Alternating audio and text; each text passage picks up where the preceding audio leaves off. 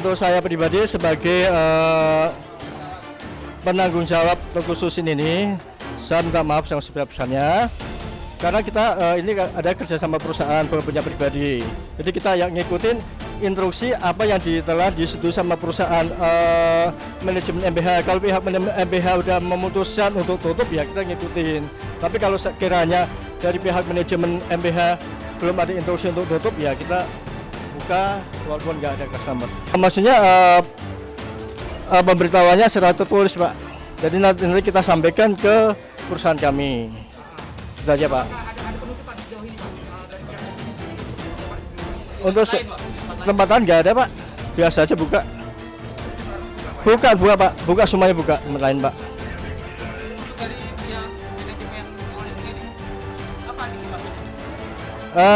Kami kurang tahu.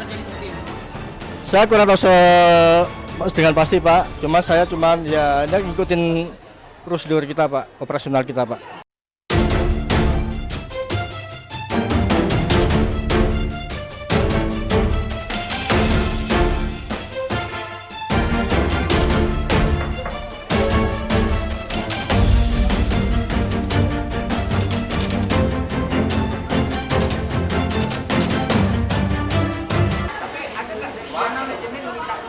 Nggak ada. Kita cuman lihat dari yang lain tutup, ya udah kita tutup aja kalau emang memungkinkan situasinya harus tutup. Iya semua orang takut, cuman kan kita di sini punya tanggung jawab, punya kewajiban buat kerja. Kalau kita nggak masuk nggak dibayar dong.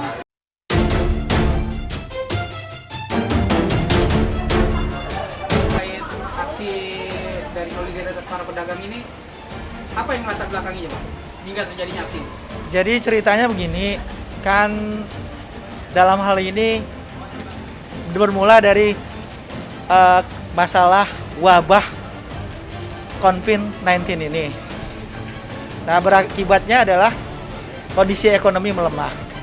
Kan masalah ini bukan masalah Bekasi doang, tapi mendunia. Dan sampai Presiden Jokowi menyikapin bahwa kita lebih cenderung kerja di rumah. Satu.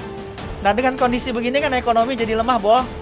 Keramaian di Mega Bekasi Hypermall jadi sepi, mengakibatkan ya nggak ada penjualan.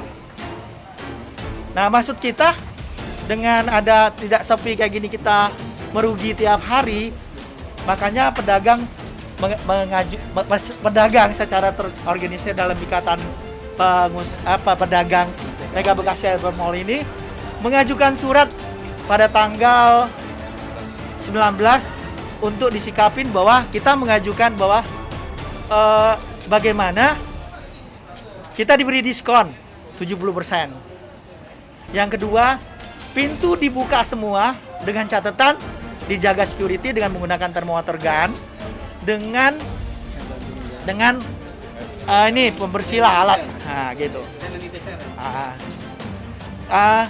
Kita udah kirim lebih dari 3 hari tidak direspon. Tadi didatengin rame-rame, bahkan kayak ada apa nggak ngerti, kayak nggak ada tahu kejadian. Padahal kita udah ada surat. Nah makanya teman-teman menyikapin, ya udah kita tutup aja daripada rugi tiap hari harus bayar karyawan.